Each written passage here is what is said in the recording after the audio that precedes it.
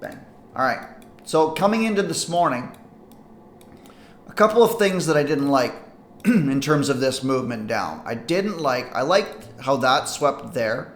It came back in and then we sort of lethargically moved up. But this movement, although it took that high, it actually left liquidity there. So what ended up happening was that we had this, well, I suppose we would look at the 4-hour time frame for that.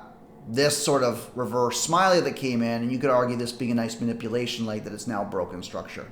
What I didn't like was how this move didn't really take the liquidity above that. So anybody that was shorting in here or shorting in here from an institutional perspective, their stops weren't going to be above this high. Their stops were going to be above this one, and they actually got left. They didn't get triggered.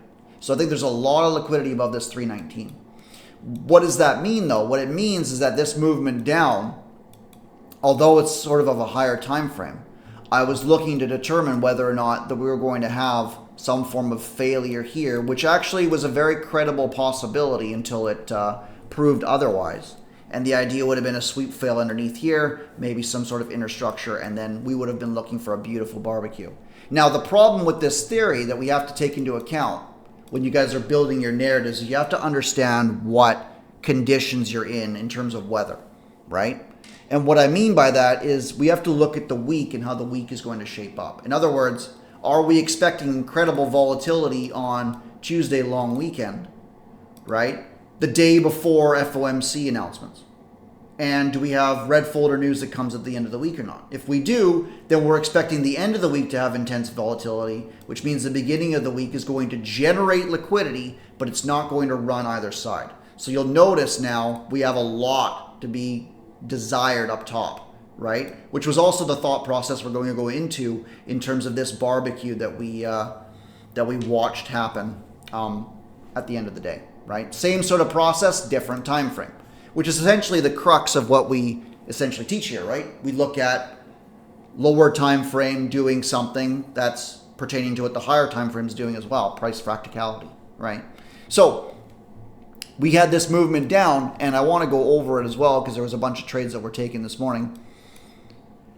So we have this movement, and the first trade idea was more of a price action nature than anything else, right? So we validate this high here. We validate this low. We then come back in, okay, not exactly what we want to see. We validate a high in here, and now our two options are actually very simple. We either do this, and we run up higher, whether that wants to trade up to here, whether it wants to trade up to here, maybe this leg, whatever the case may be. Maybe we got a wombo combo we didn't hit, whatever that objective could be. Or we create our valid high, right? So actually not this, it'll be something similar to this. We then validate. This high's job now, after we put in a valid high, is to become protected and trade underneath this, right? So now our possibility is, after this validates, we're now looking for the trend to try and resume, and we're looking for the F word, failure, right? Whereabouts are we looking for that? We're looking at the candle that validated this in the first place. Not this one, not that one, not that one. We're looking at a closure above this. That would validate a low in here, and at worst, we would have a range. At best, we would run above this high if we validate in there, right? Now, we failed once and twice here, trying to push up. This is many shorts coming into the market at a very opportune time, and the idea was that failure there from a price action perspective leads to lower prices, right? So I mentioned this, not only you guys might not have shorting the lows, shocker, as part of your guys' system. If you trade price action, these are these type of trades that you can look for. They're almost entirely discretionary, right? However, if you're long and maybe you're zoned in on this sweep failure or whatever, that's only stage one of failure, right? Remember, we have 3 steps of failure. Number 1 is that something's taken, right? That's your sweep. You then have, that's got to either validate a high or a low, and then, and or break order flow, right? In this case, maybe this wasn't a valid high, in which case this trading up would have to break order flow here. in order for this to be considered a manipulation leg. Right now, all it is just a sweep, right? So we didn't validate or anything. So the more that we wait for these, right? For example, you might take an aggressive trade here, and if you're aggressive in, then you're aggressive out. Okay, cool. Right? So the longer we wait for confirmation, the more risk we take on, but our probability also increases as a direct result. And that's great, right? For example, if this validated here, and then you're buying, say, in here off of the attempt to resume the bearish trend, which failed, now you're buying at 245, 246 instead of in the 230s. You're tacking on an extra 10 points of risk, but you have more confirmation that the trade should be working out properly, right? And then the third is the attempt to resume the trend. And I mean by that the current trend fails, right? And by that I mean this attempt to resume the bullish trend, right? We had a strong push up, clear failure, right? We actually tried again, failed, right? This attempt here tried to resume the bearish movement, or at least sell off from there, failed. We go higher. The attempt to resume it here obviously succeeded, right? And we're looking at inside of here, which I'll go over in a second, as it was a trade that I wanted to take, but I didn't quite, I misanalyzed that and missed out on quite a few points in there, which is frustrating. We'll talk about it in a second, right? So going back, even if we don't take this short, if you're long and you get stage 2 failing, your concern is this. And that's exactly what happened, right? Dumping down. Now, same sort of thing happens in here, and you'll notice what times these are happening at, right? So that's 950, that 950 sweep. I know a bunch of you guys hit that long, right? Beautiful movement back up, and market structure 101, where should that trade up to? You should trade back up to your last zone. You can argue if there's an SMDR that we trade back into it. I was actually looking for it to trade up to this. We didn't quite get that, right? Unfortunate. Now, this movement, right? We had that stage 1. We then validated here. There was no attempt to trade back down. Ideally, with a change in order flow, you get this, and then that's your second distribution that should be very violent. Very, very violent, right? Obviously, we didn't get that in this case. We kind of got that a little bit here. You kind of didn't. Well, I don't really think you got that in there, right? But those sort of change in order flow trades, until the objectives hit, these can be quite violent on the movement back down, which is why in the first place you would ask, well, why would we trade aggressively in the first place, right? Obviously we can get the best possible entry, but there's a chance that I just get clapped and it does this, just knife straight down, which actually happened with one of the trades that I took. I think I don't recall exactly whereabouts that was. I'll have to look at the trade history, as I took one long today. I don't know if it was in here. I think I avoided that long. There was one of them perhaps in here that just knifed through. Now, this movement works. Why? We have, not only we have this area of interest, shocker, right? Now we've got our wombo combo that aligns with trading into the zone. You've got a nice little fractal here. Is that fractal responsible for anything? Not really. We already closed underneath this low. So I wouldn't consider this an SNDR. It is on a micro time frame, but we're not really concerned about that, right? What we're concerned about is where this objective is. We have internal failure, so now we can justify that we're going to trade back up. The movement down has now stopped, and we got not only this candle here, but then we got follow through, which validated this as well, right? So now we're expecting to trade up here. That's important because we don't want to get short in here, despite what this candle might look like. We're expecting some form of inducement. Inducement being, we expect people to pile in short, or at least institutionally. We don't care about the retail trader in his mom's basement. We want institutions to get involved. So that institutional movement here, lots of shorts, we then ran everybody out. You'll notice we actually got a sweep, and then that blasted lower. The reason that I didn't like this trade, or didn't take this trade rather, whereabouts was it? Is I expected, from a candle range theory perspective, this low swept underneath this candle here, and I expected this high at 26.25 to be tested, or at least broken. And I was looking for that 5-minute sweep, which would have coincided with the wombo combo and everything else. So I was chasing perfection here, which we all know from that YouTube video. Common mistake. What happens when we chase perfection? We missed direction. And in this case, it actually cost, that was about a 70-point move, almost straight down. So congrats to you guys that ended up hitting that one. That's unfortunate for me anyway, right? And I would have absolutely hit that had we gotten something like this, which occurred later on in the afternoon, right? But we can all look at this trade and go, well, okay, we're getting quite a bit of the interactions that we want to see, and then nuked, right?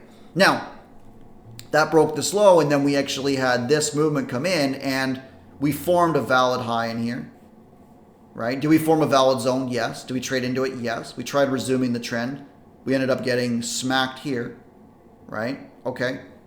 Now, we've resumed the trend, and I expected this. And I actually think this was where that long idea I took was, and it ended up being a loss, which then mitigated back in. But this movement, we were expecting something like this, given that we now had an internal sweep, right? This was 10:01. I think we had a 15-minute movement in here, which was quite lovely. If we go back, right? So now we have a 15-minute sweep in here, or at least this one was, right? So it was now looking, as this was bullish at the time, to trade back up into this, and the midpoint maybe come back into this manipulation leg or whatever else, right? So that was the thought process, and we had internal structure supporting that. So this trade, if you guys did take a loss on it, I think that's valid. And by the way, the market determined it was valid as well, and you can tell that because not only did this trade lower, but it actually came back up to where all that volume was, right? And you'll see this quite often for your own records and your own trades and your own perspectives. You know you're in the right side or right area of interest, even if your trade doesn't work out, when the market returns to the area that you bought or sold, right? And the reason is because you want to be buying where the institutional movement is, right? Or at least the hedge funds and whatnot that have major systems are doing, right? And you see that actually came back up and it mitigated there. So from an advanced perspective, if you're trading small enough and you're able to withstand, this would have been, what, 15 points or whatever that was, right? So it knifes through. We then end up trading back in. You can mitigate your position and then determine whether or not you want to get back involved, right? Now, as you guys saw this morning, I actually took a loss and then got caught break even on this, which is very, very annoying, as I don't particularly see a reason that we traded up to here and then fell through. But the reason for the short was pretty much exactly that. So I had our Wombo here, right? So was looking long inside of this, and that obviously did not work out. Trades back up. We've got an inverse area now. We've broken structure, so we're now looking. We've got perhaps something like this, right? That didn't actually end up getting up to it, right? You could potentially use the candle that we sold off on, but I used the inverse area, trading back into this area of interest, and this zone that then was responsible for the break of structure internally, which it was. And this trade, I actually took the sweep here, and then as it traded back up into it, I hit this short in here, I believe, at 80 or something, and ended up taking a small loss on that. It came back down. We then traded back up. Or sorry, my mistake. I hit this short. I didn't take anything off. It then ran my stop here on the second push. Okay. And then I ended up hitting this at 83.25 here as it was respecting the Wombo again. Didn't take anything off in here. That would have been about 20 points in fairness. But the idea was that we broke internal structure. If we were going to fail underneath this low and continue on, this was a perfectly reasonable way for the market to trade lower and do that, right? And then this ended up coming up to 83.50, taking me out break even, and then unloading. Now, this highlights an important thing as well, because we talk often about positional management and trade management. And the 3 steps that I usually do, and I neglected one of them, and it actually took me out break even, and I missed $1,000 on this trade, right? So quite an expensive mistake, which is the reason that I put them in there in the first place. Shocker, right? So we like, from our personality perspective, to not give back profit or not allow winners to go to losers, right? But quite often we move our stops to going break even very, very soon rather than allowing the trade ID to play out. So for example, let's suggest that this price movement actually traded up to 89.90 or here, and then we ended up having a wick and it closes here. Is this trade idea still valid? And the answer would be yes. It is still valid. Why? Because our trade idea is hitting the wombo, right? We've got a break of structure. No matter what happens here, we've already validated a low, right? We've already validated a low. This couldn't validate here, which means this is our last structural bearish candle. That's actually not true. No, it was. I suppose it was. Yeah. And then we trade up here, and then what ends up happening, we would have to break structure. We'd actually have to get a body closure above here in order to break structure again. Right? Quite a bit of an ask. Now, that doesn't mean that every wombo combo we have to have that sort of risk tolerance. But if our wombo is here and we're looking at this, in reality, our stop should be at least 10 points or so. And it should be up here. That allows for price to do a multitude of different things without invalidating the trade, right?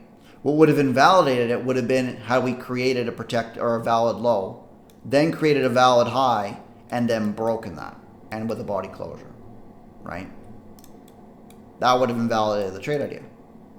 Or our stop gets hit. But we have to allow our trades to play out properly, right? So in theory, we've now broken order flow. We're stage one, okay, we hit the sweep, right? We then get a break in order flow, right? This low put in that high, right? So we had a high, a low, a high. We made a new low, we traded back in, and then we left. So in theory, this movement here could have gone to here at 77. It could have gone to here at 83, which it did. It could have actually swept and broken this high and then traded back down. I think that's lower probability with the order flow. But the movement to being break even here is based on the emotion of this having 20 points of follow through. But it's not based on the chart.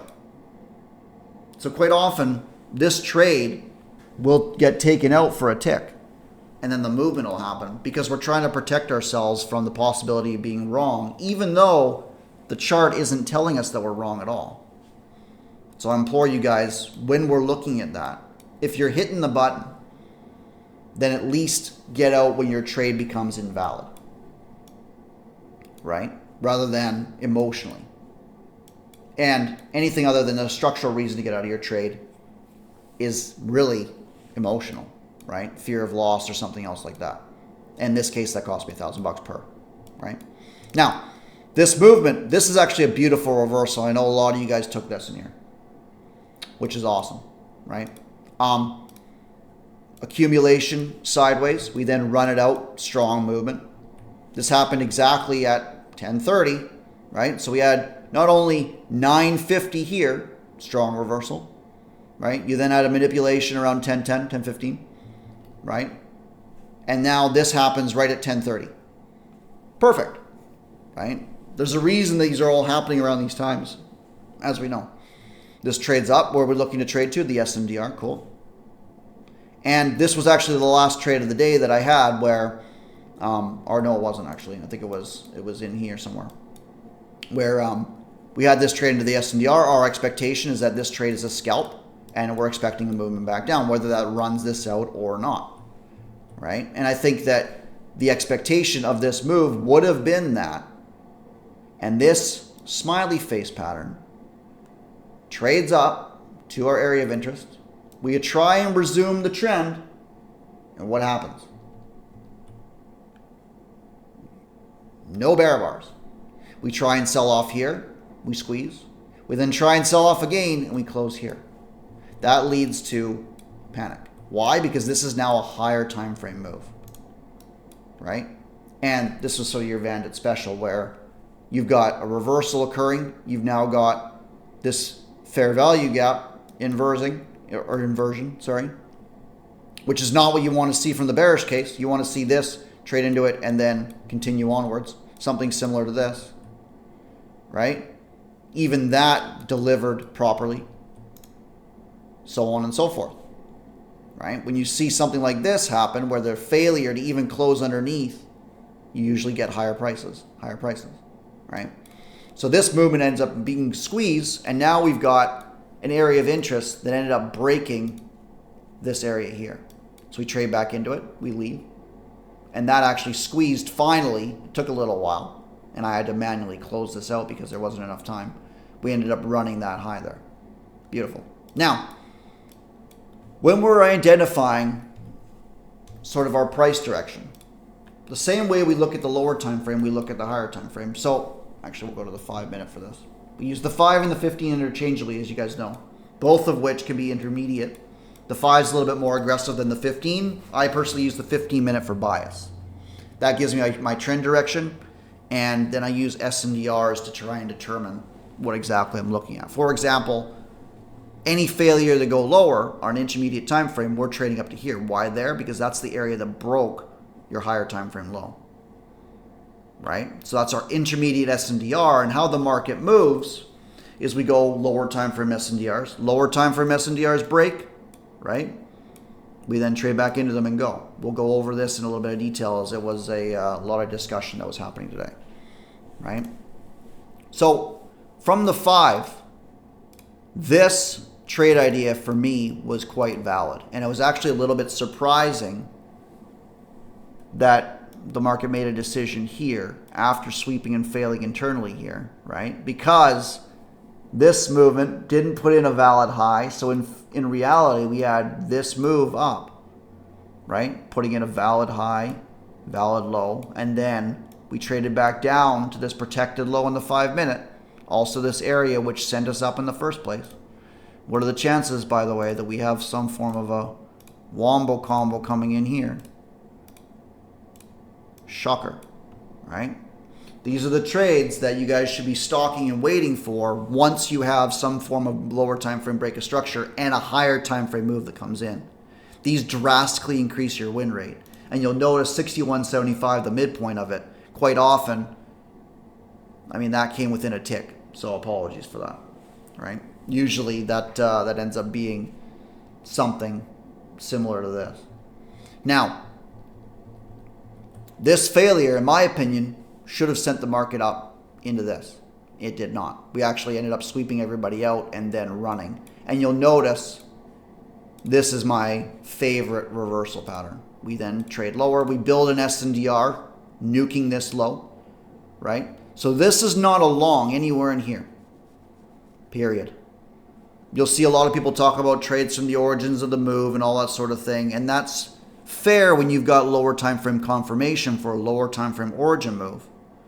But when you're looking at things like this, right, you essentially want some form of SNDR that breaks SNDR, and that drastically increases your win rate, right? So we've got this low here. We form a consolidation, which then nukes it, right? Trades sideways, runs them out. This does not have to trade underneath that, although that would have been ideal. This is a little annoying in terms of that move, at least on the 5 minute. And then we see this SNDR that gets built. So essentially you have something like this. And now we're expecting, once this has been broken here, we're expecting to trade back in to that area of interest. And that's where the magic happens, because this is now your second distribution, right? Now, a couple of different things. From the 5 minute, this actually ends up being quite beautiful at 63. And I actually had it based off of the 1 because I did not expect it to take this long, right? Which was my own fallacy. I had it drawn from here. So this was where I got in initially, right? Didn't break order flow. Again, sweep, that's stage 1. No break in order flow, no validation. So this trade is not ideal, right? Now I decided to hold it because I had conviction, and I actually added in there when we failed to go lower here, and then immediately took one off at the 80 there, right? So you could argue that this was now a break in order flow, trade back in, we should leave, but we got held up. Nasty business. Sideways, not what we want to see, and as a result, we ended up taking this low. This internal failure is not what you ideally want to see. You want to see finished business. We've changed our order flow. We want to see change in personality, and we should be gone, right? Like gone. See you. We got places to go. Instead, we got this, which then came back down, and you'll notice the strong bearish movement that came in. Trades up, and I actually took it off in here, and then watch this play out, right? Now, this is exactly what I mean by change of personality, and what I was sort of talking about, those of you guys that were live today. You've got a strong push, big wick, strong bear bar. Strong push, wicks, okay. Strong bear bar. This is your response. The bear bars are your response. You want the response to be weak. Get off my lawn type price action. Strong push, strong bear bars. Strong push, strong bear bars. Strong push. You could argue this is shoving, right? I really like that. We're trying to resume the bearish trend. Cannot do it, right? Strong push. Wait, what is going on here? What is going on here? Right? So we don't need to make this extremely confusing. Do I have the exact possible Enigma entry? Would ICT be proud? What exactly is going on here? I'm the greatest of all time. No. Price tips its hand. That could happen at 1553. It could happen at 935. It could happen anytime. But you're seeing something very, very different. So you would expect from here to here, you would expect the market to continue to do what it's been doing for the last, hour? Until you get a change of personality. Why? Because you're not going to have new price action come from the same thing. It's not just going to randomly go bang unless you have major news. That's fair. Usually, show me the chart and I'll tell you the news. Why? Because price is dictated with these kind of behaviors. Why do you think this was so explosive? Do you think everybody just bought there because it's 1554 and the moon was looking a specific way at you? No, that's panic. Why? Why did panic occur? Because of this. Right? So a model in itself, honestly, is getting very, very good with your narrative. Lethargic movement, we're expecting to lead to a higher time frame. We don't need to be in here. You can. We could be in here. Drama caught a banger from this. Right? We don't need to be in at the very, very low. It's nice when we are. Sometimes that doesn't work out. Cool. Sometimes you add, it doesn't work out. Whatever. Outcome is relevant. However, this movement and the weak response that was associated with it, that leads to panic. Because now the market has changed its personality. Does that make sense? Right? So in terms of going long here, you might have avoided all this and you're waiting for price to tip its hand. This bit of price action, that's perfectly valid. But that certainly is something that I look for every single time. And that's a model in itself. And you'll find that you have quite a few instances of that throughout the day, right? There's a reason that these kind of squeeze in opportune areas, especially after something's been taken, right? And away you go. Shocker, right? Strong, strong, strong. Yuck. Goodbye. Doesn't need news, right? Any questions about today? Or can we get into some market structure stuff?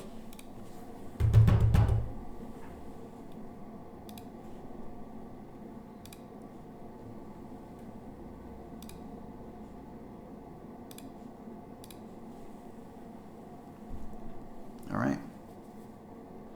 Okie dokie.